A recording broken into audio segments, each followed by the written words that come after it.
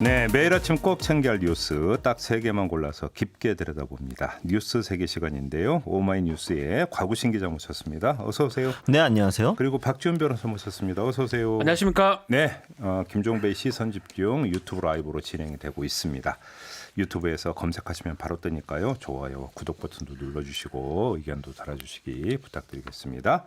자, 첫 번째 뉴스 가보죠. 네, 김종인 미래통합당 비상대책위원장이 드디어 임기를 시작하게 됐습니다. 네. 통합당은 국회에서 상임정국위원회와 전국위원회를 다시 열고 김종인 비대위원장의 임기를 내년 4월까지 보장하도록 했습니다. 특히 전국위원회에서는 만장일치로 가결됐다고 하는데요. 네. 일단 상임정국위원회 앞서 이날 김종인 비대위원장이 직접 비공개 강연에 나섰는데요. 강연을 마치고 나온 기자들이 질문을 하니까 앞으로 잘해보자고 이야기했다라면서 네. 과거에 집착하지 말고 세상 변화에 빨리빨리 적응할 수 있는 정당이 되어야 한다라고 강조를 했습니다. 네. 내달 1일 오전 8시 현충원 참배부터 공식적으로 당무를 시작하게 되고요. 미래한국당과의 합당도 이날 의결이 됐습니다. 이 주호영 원내대표는 어제 페이스북에 미래한국당의 독자 원내교섭단체 구성 작업이 상당히 진척되고 있었다라면서 한편에서는 이 미래한국당이 새로운 보수의 구심점이 되어야 한다는 여론전이 거세게 펼쳐졌었다라면서 통합이 쉽지 않았던 작업이었음을 고백했습니다. 비하인드 스토리가 있긴 있는 거군요. 네네네. 네, 그러면 진압을 했다 이런 얘기가 돼야 되나요? 정리를 했다. 지금 상임 전국위원도 41명 중에 23명이에요. 네. 겨우 또 통과한 거거든요. 어제 네, 겨우 정적수 의결 겨우 맞춘 정적수 겨우 겨우 넘긴 맞춘 건가요? 거예요. 예. 그러니까 사실 만만치 않은 상황인데 어쨌든 진압이라고 표현하기는 그렇지만 어쨌든 확보를 해가지고 지금 통과를 시켰다고 봐야 될 것 같습니다. 진압은 이제 미래한국당도 했던 얘기고. 네. 아무튼 네. 자, 김종인 비대위가 그럼 이제 앞으로 이제 잘 굴러갈 것인가? 포인트는 여기에 있는 것 아니겠습니까? 네. 뭐 이미 근데 진행자와 변호사님께서 청기누설에서 이야기를 한번 하지 않으셨습니까? 이 문제에 대해서. 그러나요? 네. 갑자기 말을 아껴야 될 것 같아요. 네, 말씀하세요. 근데 이제 김종인 비대위원장의 이 경제 문제 관련 의제 설정 능력에 대해서는 아마 다들 공감을 하실 거라고 합니다. 생각합니다. 다만 이제 이 당이 김종인의 리더십에 따라갈 만한 팔로우십이 있는지는 좀 고민을 해봐야 될 것 같아요. 네. 일단 초선 등을 중심으로 김종인 위원장이 제시할 방향성에 대해서는 공감하는 목소리가 분명히 있지만 또 영남권 당선자들 중에는 그렇지 않은 인물들도 분명히 있거든요. 네. 또 사실 뭐 기억하시겠지만 김종인 비대위원장 본인의 리더십 자체가 별로 민주적이지 않다라는 평이 많잖아요. 다소 권위적이다라고. 네. 그래서 내년 4월 재보궐 선거가 다가올수록 갈등이 불거질 가능성도 뭐 배척할 수는 없습니다. 그러니까 뭐 저희가 청기누설에서 김종인 리더십을 다뤘죠. 네. 근데 이제 그때 핵심 포인트는 이른바 40대 경제 대통령. 이걸 이제 부르짖은 것이 과연 지금 시대 변화에 맞는 것이냐. 그렇죠. 그러니까 포인트를 여기에 두고 짚었는데 재미있는 게 비대위 출범을 전후해서 김종인 위원장이 40대 경제 대통령에 대해서 한 발 물러서더만요. 그렇죠. 그렇죠. 이야기를 공식적으로 좀 덜 하고 있죠. 청기누설 들었나? 뭐 사실 그런 사람이 지금 존재한 사람은 잘 없거든요. 예. 어쩌면 어젠다 같이 이렇게 얘기한 거기 때문에 그런 것 같기도 하고. 네. 어쨌든 비대위원들은 좀 젊기는 젊습니다. 네. 같이 선출이 됐는데 여성하고 30대 뭐 조직위원장들이 네. 많습니다. 네. 그 부분은 뭐 눈에 띈다고 봐야 될 것 같아요. 근데 저는 그거를 보면서 이제 보기 나름인 측면이 있는데요. 그러니까 첫 번째는 뭐냐면 그래서 그러니까 젊은 피들로 비대위를 꾸림으로써 네. 당의 새로운 활력과 새로운 어떤 뭐랄까 문화 이런 것들을 이식을 시키겠다는 뜻으로도 해석이 될 수 있지만 또 한편으로 이런 그림들을 그릴 수 있는 거죠. 자, 30대 비대위원들이 그러면 수평적 관계에서 김종인 위원장하고 이야기를 할 수 있겠는가? 네. 쉽지 않죠. 수직적 관계로서 일렬 종대로 도열하는 거 아니냐. 그럼 이건 과연 비대위는 다른 비대위원들의 존재 이유와 어떤 역할이 과연 있겠느냐라고 하는 이런 관점에서도 바라볼 수 있는 거 예컨대 아니에요? 네, 그렇죠. 이 정의당 뭐 얘기하기엔 좀 맞진 않지만 정의당 혁신위를 보면 다 젊습니다. 위원장부터 해가지고. 네. 그래서 거기는 수직적보다 수평적인 가능성이 높다고 봐야 되는데 예. 여기는 한 명은 나이가 뭐 엄청나지 않습니까? 네. 거기다가 이제껏 정치를 많이 했고 예. 나머지 지금 비대위원들은 되게 젊습니다. 뭐 성일 쪽에는 몇몇 빼고는요. 예. 그런 걸 봤을 때는 수직적일 가능성이 뭐 매우 높지 않을까. 그렇게 본다면 사실은 그 포인트는 이제 주호영 원내대표나 이종배 정책위 의장이 이제 당연직 비대위로 그렇죠. 들어갔는데 이 당직을 맡고 있는 이 두 사람과 김종인 위원장과의 관계가 어떻게 설정이 되느냐. 어찌 본다면 거기에서 정답이 나올 것 같습니다. 가장 거기서. 중요한 점은 그거 아니겠어요? 그래서 네. 누가 양보하느냐, 네. 누가 또 주도권을 잡느냐, 예. 그거에 따라서 그 비대위원의 성격이 잡힐 것 같습니다. 그러니까요. 그러니까 지금 비대위원 중에서 그러니까 당연직들을 제외하고 보게 되면요. 사실 지금 금배지를 달고 있는 당선자는 별로 없어요. 성일종 대부분 이제 의원. 예, 성일종 의원하고 그다음에 김미애 의원 정도고 나머지 이제 김연아 전 이제 아직은 의원이죠. 네. 김연아 의원부터 해가지고 나머지 의원들은 다 이제 원외 조직위원장들이거든요. 네. 그러면은 말씀해 주신 것처럼 자칫하면은 김종인 위원장이 하자고 하는데 이제 거수기로 전락할 가능성도 없진 않다. 그렇게 되면은 또 이 당이 제대로 또 항상 이 당이 항상 물리적으로 붙여놓고 화학적으로 안 붙어가지고 파열음이 여러 번 나지 않았습니까? 네. 그 전철을 다시 한번 해서 제가 할 일이 많아질 수 있죠 다시. 아 기사를 많이 쓴다. 네, 발제하지 않아도 기사 쓸거리에서 넘쳐나는 그런 정당이 또 될 수 있죠. 뭐 일복 있는 건 좋은 거 아닌가요? 네. 아니 일을 해야죠 일을. 저는 그 따라가기보다 스스로 발굴하는 일을 좀 하고 싶은데 가만히 있어도 일이 자꾸 지뢰처럼 터지면 기자 정신이 아주 그 모범입니다. 아 예. 감사합니다. 네. 근데 아무튼 그 어제 이제 일성은 상당히 좀 그 귀 기울여서 들어야 되는 어떤 목소리도 있더라고요. 뭐 더 이상 보수니 진보니 중도니 이런 얘기 하지 마라. 네, 자유우파 같은 표현도 쓰지 마라. 네, 그런 얘기 하지 말고 그다음에 중요한 것은 불평등과 비민주. 우리 국민들은 여기 이걸 중시한다. 그렇죠. 이런 것들은 상당히 어떤 의미가 좀, 있습니다. 예, 네. 의미 있는 어떤 발언으로 좀 귀 기울여서 들어야 되는 측면이 좀 있는 것 같습니다. 네. 또 오세훈 전 서울시장을 앞에 두고 그 얘기를 해버렸어요. 이 무상급식 관련 투표한 거에 대해서 바보 같은 짓이었다라고 바로 면박을 줄 정도로. 그러니까 벌써 두 명이잖아요. 대권 주자급 홍준표 당선인과 오세훈 전 후보 네. 두 명을 결국 직격을 한 거잖아요. 그렇죠. 바로 앞에서. 네. 이게 이제 문제는 그 계산된 발언이냐 아니면 이제 하다 보니까 나온 이야기인지는 잘 모르겠으나 공교롭게도 직격탄을 맞은 두 사람이 잠재적 대권 후보라는 점을 이걸 그냥 단순한 우연의 일치로 봐야 되는 거지. 글쎄요, 뭐 우연이라고 보기에는 조금 그렇게 보기 좀 어렵지 않을까요? 네. 그러게요. 예. 아무튼 앞으로 행보가 좀 이제 그 궁금해지는데요. 뭐 저희 뉴스 세계 시간이든 인터뷰를 통해서도 앞으로 이제 그 숱하게 좀 다루지 않을까. 자주 얘기를 할 것 같습니다. 네, 뭐 그런 생각이 좀 듭니다. 네, 자 다음 뉴스로 넘어가죠. 네, 윤미향 더불어민주당 국회의원 당선자가 지난 2012년 당시 이용수 할머니 제19대 총선 출마를 만류했다는 이야기가 사실이었다는 보도가 나오고 있습니다. 네. 일단 노컷뉴스가 단독으로 2012년 3월 8일 두 사람의 통화 녹취록을 입수해 보도를 했는데요. 이 녹취록에 의하면 당선인은 위안부 문제를 해결하고 죽기 위해 국회의원의 선거에 출마한다고 말했던 이용수 할머니에게 네. 또 국회의원 안 해도 할 수 있는 건 아니냐라고 반대를 했다고 합니다. 네. 또 그 외에도 뭐 총선 출마를 하는 걸 다른 위안부 할머니들이 싫어한다라는 취지의 이야기도 했다고 하는데요. 네. 이 통화는 실제로 이용수 할머니의 출마 선언 며칠 전에 있었던 통화였습니다. 네. 또 한편 윤미향 당선자를 향해서 사퇴 여론이 조금 더 높은 것으로 조사가 나왔습니다. 네.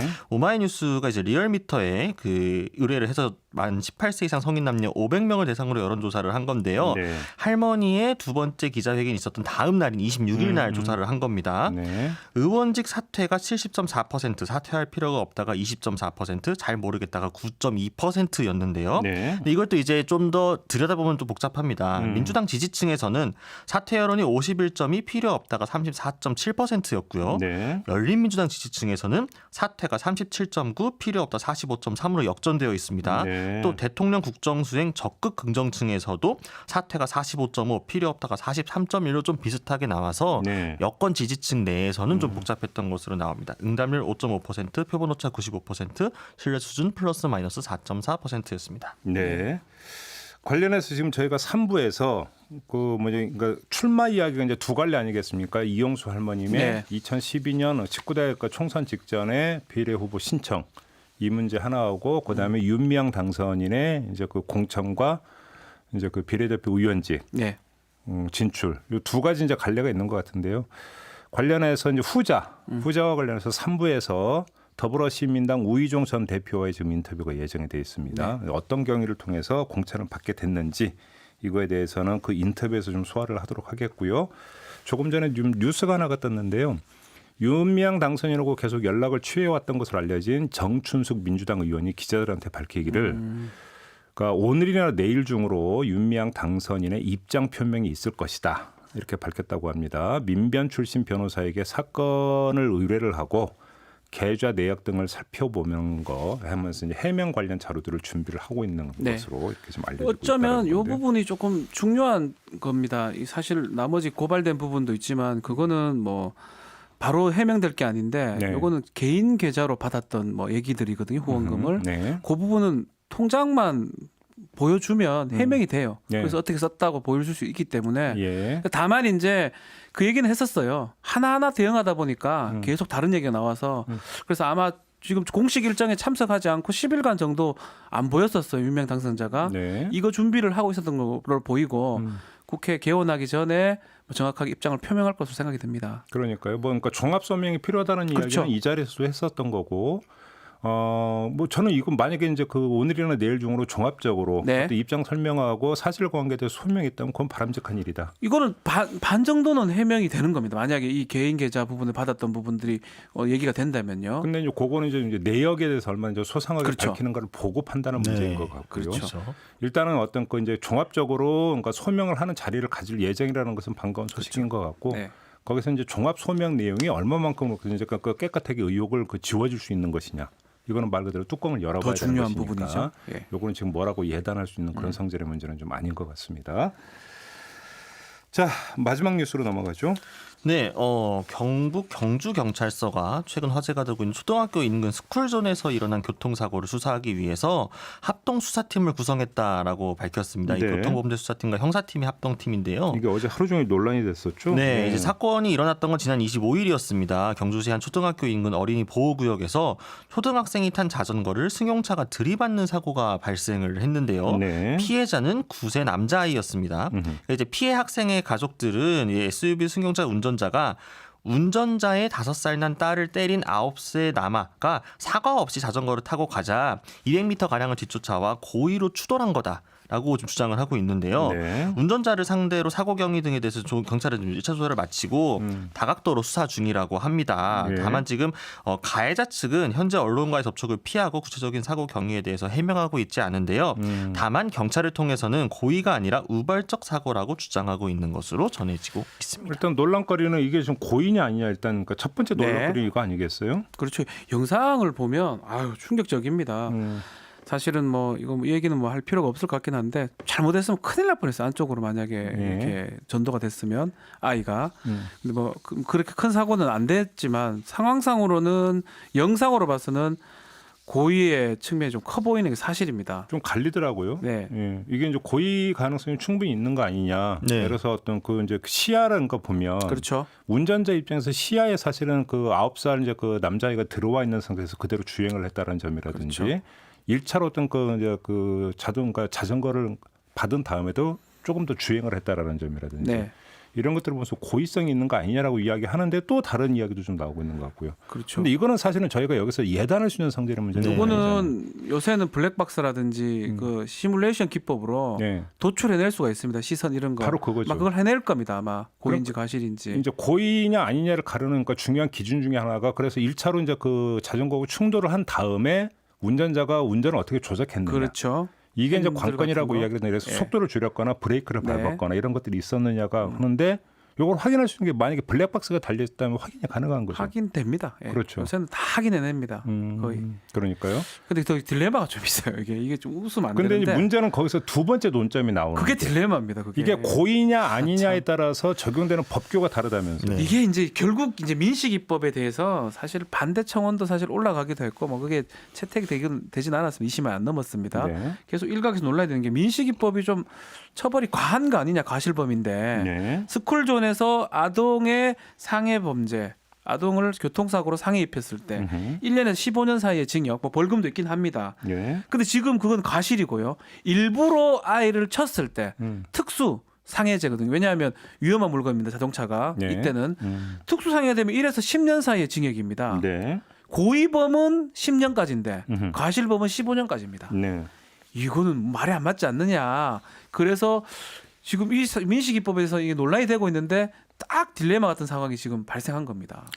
그런데 지금 그 특수상해죄가 적용이 되는 경우에 이제 그 최고 형량이 다르다는 점이잖아요. 그렇죠. 오히려 민식교법이 높다는 걸 지금 그 박준 변호사께서 이제 강조를 하고 계시는 것 같은데, 근데 다른 측면에서 보면 특수상해죄 같은 경우는 벌금형 규정이 없죠. 그렇죠. 무조건 일단 실형이잖아요. 네. 그렇죠? 예. 근데 지금 민식이법 같은 경우는 500만 원 이상 300만 원 이하의 벌금에 처하도록 또 되어 있는 3,000만 부분이 원입니다. 참 3천만 원. 네. 그렇죠. 네. 이렇게 놓고 본다면 또 민식이법이 과다라고 맞습니다. 이야기할 수 예. 있느냐. 벌금형이 있기 때문에 괜찮긴 한데 예. 다만 이제 양형을 정함에 있어서 예컨대 이제 이거 말고 사망이 했을 때는 네. 3년 이상 무기징역입니다. 예. 이거는 위험운전치사상하고 똑같거든요. 그래서 양형을 정할 때 이게 법계 체계하고 맞게 정해져야 되는데 예컨대 만약 이거를 1년에서 한 10년 정도를 했으면 모르겠는데 그때 여론을 좀 의식해가지고 네. 입법을 하는 과정에서 15년까지 뒀다라는 거는 그건 좀 심각하지 않았을까? 이 체계하고 안 맞지 않나? 예. 이 말씀을 좀 드리고 지금 이제 싶습니다. 불똥이 다시 민식이법으로 가고 있는 거네요.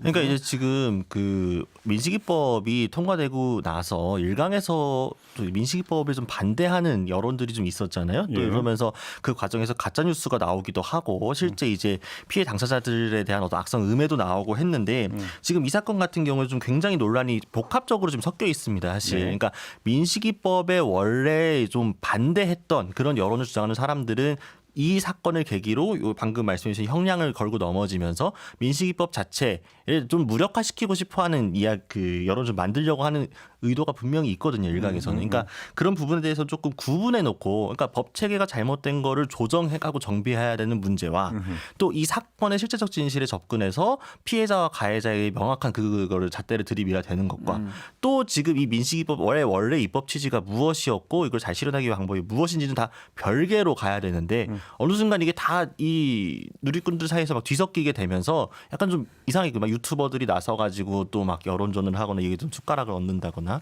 좀 그런 부분을 좀 구분해서 좀 냉정하게 봐야 되지 민식이법 않나. 관련해서는 뭐 지금 상해 부분은 이렇지만 사망의 부분은 3년 무기징역입니다. 상당히 네. 세거든요. 벌금도 없고 그거랑 같은 유사한 교통사고 범죄가 위험운전치사죄 그러니까 약물에 취해 가지고 사람을 죽였을 때 근데 그거랑 같은데 그거는 고의적 측면이 있어요. 술이나 약물은 본인이 알고 고의로 먹는 게 있기 때문에 그거를 바로 그게 핵심인 것 같은데 하나만 여쭙고 마무리할 가장 텐데 좀- 이제 음주 운전할 때 음주라고 하는 것을 실수라고 볼 수는 없죠. 실수 아니죠. 과실이라고 볼 수가 없는 과실이 거예요. 아니고 바로 똑같은 최소한 건데 미필적 고의거든요. 민식이법의 그 취지가 네. 스쿨존이 설정이 되어 있는데 스쿨존에 진입을 했는데도 주의 음료를 그러니까 게을리했다라고 한다면 그걸 그렇죠. 과실이라고 볼 수 있느냐?